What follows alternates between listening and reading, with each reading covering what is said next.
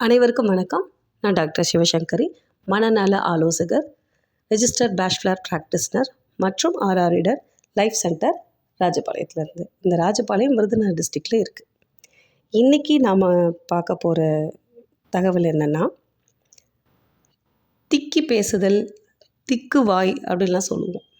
So இதுக்கு மலர் தீர்வுகள் மூலமாக ஏதாவது தீர்வு காண முடியுமா அப்படின்ட்டு ஒரு அம்மா நம்மக்கிட்ட ஒரு கொஷின் கேட்டிருக்காங்க. அவங்களுடைய 7 வயது குழந்தை பிறந்ததுலேருந்து நல்லா தான் பேசிகிட்டு இருந்திருக்காங்க.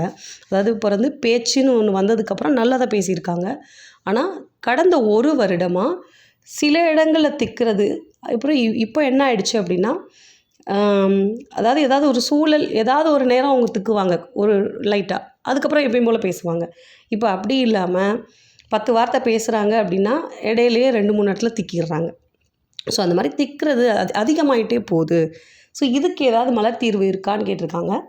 உங்ககிட்ட நமக்கு சக்ஸஸ் கிடைச்ச ஒரு ஸ்டோரி சொல்லிவிட்டு காம்பினேஷனும் சொல்கிறேன். அந்த காம்பினேஷன் எப்படி இதுக்கு உதவும் அப்படிங்கிறதையும் சொல்கிறேன். ஸோ வீடியோவை ஃபுல்லாக ஸ்கிப் பண்ணாமல் பாருங்கள். நம்மளோட சேனலை இப்போ தான் ஃபர்ஸ்ட் டைம் விசிட் பண்ணுறீங்கன்னா ப்ளீஸ் டூ சப்ஸ்கிரைப். உங்களோட தனிப்பட்ட ஆலோசனைக்கு ஸ்க்ரீனில் தெரிகிற என்ன நீங்கள் தொடர்பு கொள்ளலாம். ஒரு 4 இயர்ஸ் பேக் 12 இயர்ஸில் ஒரு கேர்ள் நம்மக்கிட்ட வந்தாங்க. அவங்க திக்கி திக்கி பேச ஆரம்பித்ததே அவங்களுடைய 11 வயதுலேருந்து தான். அதுக்கு முன்ன வரைக்கும் அவங்க திக்கிறது அப்படிங்கிற ஒரு விஷயம் சுத்தமாகவே கிடையாது. திக்க ஆரம்பிக்கும் போது எப்படி ஆரம்பித்தாங்கன்னா, திக்குதுன்னு தெரிஞ்சதுமே பேசுகிறத நிறுத்திடுவாங்க, பேச மாட்டாங்க. அப்புறம் கொஞ்ச நேரம் கழித்து ஸ்டார்ட் பண்ணும்போது லைட்டாக திக்கி ஸ்டார்ட் பண்ணுவாங்க. இப்படி தான் இருந்திருக்கு. விளையாட்டுக்கு பண்ணுறாங்கன்னு நினச்சிருக்காங்க. அப்புறம் நாள் ஆக தான் தெரிஞ்சது உண்மையாகவே ஒரு சில இடங்களில் பேச முடியாமல் திக்கிறது ஓவராகி கண்ணில் கண்ணீர் கொட்டுற மாதிரி ஆகிடுக்கு.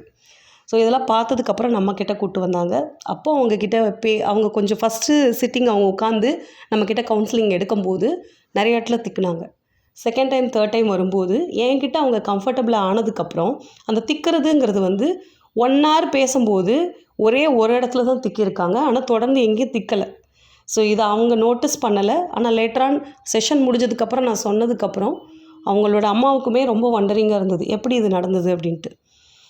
இதில் ஒரு விஷயம் நம்ம புரிஞ்சுக்கணும். ஒருத்தர் திக்கிறவங்க பெரும்பாலும் என்னென்ன ப்ராப்ளம் ஃபேஸ் பண்ணுவாங்கன்னு பார்த்திங்கன்னா, இந்த கான்ஃபிடென்ட் லெவல் ரொம்ப லேக்கிங் ஆகிடும் இந்த திக்க ஆரம்பித்ததுக்கப்புறம். அதுக்கப்புறம் இதே இது அவங்க ஒரு அடல்ட்டாக இருக்கிறாங்க அப்படின்னா கெரியர் க்ரோத்துங்கிற ஒரு விஷயத்த கொண்டு வர மாட்டாங்க. பிகாஸ் ஆஃப் அந்த திக்குது அப்படிங்கிறதுக்காகவே நிறைய இடத்துல அவங்களுடைய ப்ரெசன்டேஷனையோ இல்லை அவங்க ஒரு இன்டர்வியூ அட்டன் பண்ணுறதையோ எதுவும் ஃபர்தராக பண்ணிக்க மாட்டாங்க. இதுக்கு பயந்துட்டே ஐ கான்டாக்ட் அதை அவாய்ட் பண்ணுவாங்க. அதுக்கப்புறம் ஏதாவது ஒரு குரூப்பில் ஒரு டிஸ்கஷன் பண்ணணும் அப்படின்னா ஒரு பயம் வந்துடும். இல்லை, ஆனால் அவங்களுக்கு விஷயம் நிறைய தெரிஞ்சிருக்கும். பட் திக்குங்கிறதுக்காகவே அதை எடுத்து பேசுகிறதுக்கு பயப்படுவாங்க. அதுக்கப்புறம் நிறைய ஏதாவது ஒரு விஷயத்த இன்ஸ்டண்ட்டாக நம்ம பேச வேண்டியது இருக்குது. ஸ்பான்டேனியஸாக ஒரு சில விஷயங்கள் பேசணும் அப்படின்னா மனசுக்குள்ளே இருக்கும். பட் திக்கிருமோங்கிற பயத்தில் அதை வெளிப்படுத்த மாட்டாங்க. அப்புறம் ஏதாவது ஒரு இதனாலவே என்ன ஆகும் அப்படின்னா, ஒரு சோஷியல் டீசிங் இப்போது ரொம்ப குறைஞ்சிருச்சுன்னு சொல்லலாம். நிறைய பேருக்கு இந்த அவேர்னஸ் இருக்குது. நம்ம அந்த மாதிரி இப்படி பேசுகிறவங்கள காயப்படுத்திடக்கூடாது அப்படிங்கிறதுலாம் நிறைய பேருக்கு தெரியுது. அதையும் மீறி ஏதாவது 1-2 இடங்களில் அவங்க அப்படி பேச ஆரம்பிக்கும்போது இவங்க செய்யக்கூடிய அந்த சம்பாஷணைகள்னு சொல்லுவோம் இல்லையா, ஸோ அது அவங்கள காயப்படுத்துகிற மாதிரி இருக்கலாம். அந்த வார்த்தைகள் வரும்பொழுது அவங்கள மாதிரியே ரியாக்ட் பண்ணி அந்த வார்த்தையை வெளியெடுக்கிறது. ஸோ அந்த மாதிரி சில உடல் அசைவுகளால் அவங்கள ஏதோ ஒரு விதத்தில் நேரடியாகவே கூட காயப்படுத்துறது நம்மளை அன்னிச்சையாக அது ஃபேமிலி மெம்பர்ஸ்லேருந்தே கூட சம்டைம்ஸ் தொடங்கிடும். ஸோ அந்த மாதிரி பண்ணுறது. இதனாலே அவங்க என்ன பண்ணுவாங்கன்னா, ஸ்ட்ரேஞ்சர்ஸ் எல்லாம் பார்த்தா பேச மாட்டாங்க, அதை தவிர்ப்பாங்க. ஸோ இந்த மாதிரி விஷயங்கள் எல்லாம் அவங்க ஃபேஸ் பண்ணுறாங்க. ஸோ அப்போ இவங்களுக்கு மலர் மருந்துகளில் எதெல்லாம் சப்போர்ட் பண்ணோம் அப்படின்னு பார்க்கும்போது ஃபஸ்ட்டு ரெமெடியே இம்பாட்டியன் தான். ஸோ அவங்களுக்குள்ள அந்த வார்த்தையை கரெக்டாக சொல்லி ஆகணும்னு சொல்லி பேசி முடிகிற வரைக்குமே அந்த உள்ளுக்குள்ளே அவ்வளோ ஒரு போராட்டம் இருக்கும். அது சில பேர் அந்த இனிஷியல் ஸ்டேஜில் நம்ம நல்லா பார்த்தாலே புரியும்.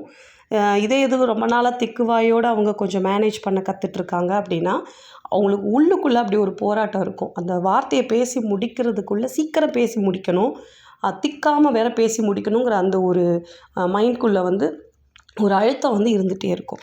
ஸோ அதை ஓவர் கம் பண்ணுறதுக்கு உங்களுக்கு இம்பாட்டியன் ரொம்ப ஹெல்ப்ஃபுல்லாக இருக்கும். அதுக்கப்புறம் செரி ப்ளம். ஸோ செரிப்ளம் எடுக்கும்போது ஸ்பீச்சில் அழகாக ஒரு கண்ட்ரோல் எடுத்துகிட்டு வர்றதுக்கு அவங்களுக்கு ரொம்ப உதவியாக இருக்கும். அடுத்த ரெமெடி வந்து ஆஸ்பன். ஏன்னா பெரும்பாலும் இந்த திக்கிறது அப்படின்னு சொல்லக்கூடிய இந்த பிரச்சனை, இந்த ஸ்டாமரிங் எனக்கு இருக்குது அப்படின்னு சொல்கிறவங்க கிட்ட நம்ம பேசி பார்த்தோன்னா, எதுக்காக அப்படின்னு நம்ம ரீசன் வந்து கண்டுபிடிக்கவே முடியல. கொஞ்சம் செஷன் போனதுக்கு அப்புறம் தான் அது ஒரு நோன் ஃபேக்டர் ஆஃப் ஃபியர் அப்படிங்கிறதே நமக்கு ஒரு ஃபியூ செஷன்ஸ் போகணும். சில பேருக்கு கொஞ்சம் லாங் டைம் கூட எடுத்துக்குது அதை ரிவீல் பண்ணுறதுக்கு. பட் இனிஷியல் ஸ்டேஜில் அதை வந்து ஒரு அன்னோன் ஃபியராக தான் வச்சு நம்ம ட்ரீட்மெண்ட்டை ஸ்டார்ட் பண்ணுற மாதிரி இருக்கும். ஸோ அந்த இடத்துல ஆஸ்பன் கொடுக்கலாம். இல்லை இவங்க இது என்ன, இப்போ நம்மக்கிட்ட வந்த கேஸில் பார்த்திங்கன்னா, அந்த பொண்ணை வந்து எங்கேயோ ஒரு இடத்துல ஒரு 2 பேர் சேர்ந்து ஏதோ ஒரு வார்த்தைகள் சொல்லி காயப்படுத்தியிருக்கிறாங்க. ஸோ அந்த இடத்துல அந்த பொண்ணு பயந்துட்டு வீட்டுக்கு வந்திருக்காங்க. அன்னைக்கு ஃபீவர் வந்திருக்கு. இத்தனைக்கும் அவங்க சொன்ன வார்த்தைகள் வந்து அவங்களுக்கு ரொம்ப அஃபென்சிவாக இருந்திருக்கு அந்த வார்த்தை. அதுக்கு மறுநாள்ல இருந்து அவங்க எங்கே பேசினாலும் இந்த திக்கிற இடத்துல இவங்க அப்படியே ஸ்டாப் ஆகி அப்படியே ஸ்டன் ஆகி நிற்கிறது இதெல்லாம் பண்ணியிருக்காங்க. ஸோ அதுக்கப்புறம் அவங்களுக்கு வந்து ரீசன் சொல்ல தெரில. நம்மக்கிட்டேயே ஒரு 5-6 செஷன் போனதுக்கப்புறம் தான் இந்த ரூட் காஸே நமக்கு ஃபைண்ட் அவுட் பண்ண முடிஞ்சிச்சு. ஸோ இப்படி எல்லாருக்குமே அந்த ரூட் காஸ் வந்து தெரியாது. தெரிஞ்சிருச்சு அப்படின்னா நீங்கள் வந்து மிமிலஸ் போயிடலாம் அந்த இடத்துல. இல்லை அப்படின்னா நீங்கள் வந்து ஆஸ்பன் லூப் இருக்கிறது தான் பெஸ்ட்டு. நீங்கள் மிமிலஸ் போனாலுமே கூட அந்த ஃபியரோட இன்டென்சிட்டி குறையவே இல்லைன்னா நெக்ஸ்ட்டு ஸ்டெப்பாக ராக் ரோஸ் போகணும். அடுத்த ரெமெடி வந்து கார்ஸ். ஸோ இந்த கார்ஸ் வந்து அவங்களுக்கு திக்குனாலும் பரவாயில்ல, பட் ட்ரை பண்ணிகிட்டே இருந்தோம் அப்படின்னா அவங்களுக்கு அந்த பேசுகிற திறன் வந்து நல்லபடியாக வரும் அப்படிங்கிற ஒரு நம்பிக்கையை கொடுக்கும். ஏன்னா நான் என்னோடய பர்சனல் எக்ஸ்பீரியன்ஸில் நம்ம க்ளப் ஹவுஸ்ன்னு சொல்லிட்டு ஒரு ஆப்பில் நம்ம எல்லோரும் ஒரு சோஷியல் கான்வர்சேஷன் பண்ணக்கூடிய ஃபோரம் அது. ஸோ அதில் வந்து ஒரு பர்சன் வந்து ரெகுலராக பேசுவாங்க. பேசும்போது அவ்வளோ திக்கும் அவருக்கு. பட் அவர் பாட்டு பாடினார்னா சுத்தமாக திக்காது. ரொம்ப ஆச்சரியமாக இருக்கும். இவரா இப்படி பேசுகிறாரு, இவரா இப்படி பாடுறாருங்கிற அளவுக்கு. ஸோ அப்போது அவர் ஷேர் பண்ண நிறைய விஷயங்கள், ஒவ்வொரு எந்த ஃபோரம் போனாலும் அவர் இருப்பார். எந்த டாப்பிக்காக இருந்தாலும் அவர் முன் வந்து பேசுவார். ஈவன் க்ளப் ஹவுஸில் இருக்கக்கூடிய நிறைய பேர் அவரை என்கரேஜ் பண்ணி பேச வைப்பாங்க. எவ்வளோ பேர் இருந்தாலும் ஆர்டராக வராமல் அவர் உள்ளே வந்தோடனே அவருக்கு ஃபஸ்ட் ப்ரிஃபரன்ஸ் கொடுக்குறது. இந்த மாதிரி சோஷியல் சப்போர்ட் பண்ணும்போது அவர் டே பை டே அவ்வளோ மாறி நிறைய விஷயங்கள் வந்து அவர் பண்ண ஆரம்பித்தார் இந்த பேசுகிறதுல.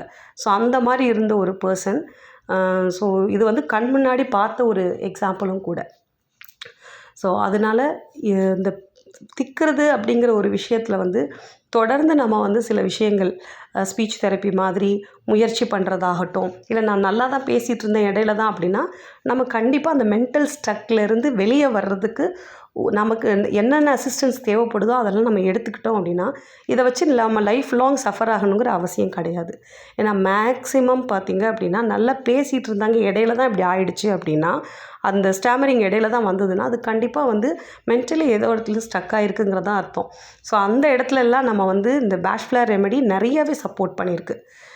நமக்கு தேவைப்படும் பட்சத்தில் நம்ம நிறைய அசிஸ்டன்ஸ் வந்து எடுத்துக்கலாம். அதாவது நம்மளுடைய கான்ஃபிடென்ட் லெவலை ரைஸ் பண்ணுற மாதிரி ஒரு குரூப் டிஸ்கஷனில் பார்ட்டிசிபேட் பண்ணுறது, இல்லை அப்படின்னா வந்து இந்த பாடல்கள் கற்றுக்கிட்டு பாட ஆரம்பிக்கிறது, இந்த மாதிரியான ப்ராக்டிசஸ் கொடுக்க கண்டிப்பாக அந்த ஸ்டாமரிங் ப்ராப்ளம்லேருந்து நம்மளால் ஈஸியாக வெளியே வர முடியும். ஸோ இந்த ஒரு தகவல் உங்களுக்கு ரொம்ப உபயோகமான தகவலாக இருக்கும்னு நம்புகிறேன். யாருக்கு இந்த வீடியோவை ஷேர் பண்ணால் யூஸாக இருக்கும்னு நினைக்கிறீங்களோ அவங்களோட இந்த வீடியோவை ஷேர் பண்ணிக்கோங்க. இதில் சொல்லப்பட்ட ரெமெடி குழந்தைங்களுக்கும் இதே ரெமெடி தான், அடல்ட்டுக்கும் இதே ரெமெடி தான். ஸோ நல்லா பேசிகிட்டு இருந்தோம், இடையில இந்த ப்ராப்ளம் வந்துருச்சு அப்படின்னா தாராளமாக நீங்கள் எடுக்கலாம். பட் எனக்கு பிறந்ததுலேருந்தே இந்த ப்ராப்ளம் இருக்குது அப்படின்னா அதுக்கான ப்ராப்பர் அசிஸ்டன்ஸ் நீங்கள் எடுத்துகிட்டு துணையாக வேணால் நீங்கள் ஃப்ளவர் ரெமெடி கொடுத்து சப்போர்ட் பண்ணிங்கன்னா உங்களோட ஸ்பீடி ரெக்கவரிக்கு அதை சப்போர்ட் பண்ணும். நன்றி. அடுத்த ஒரு வீடியோவில் மீண்டும் நம்ம சந்திப்போம். நன்றி, வணக்கம்.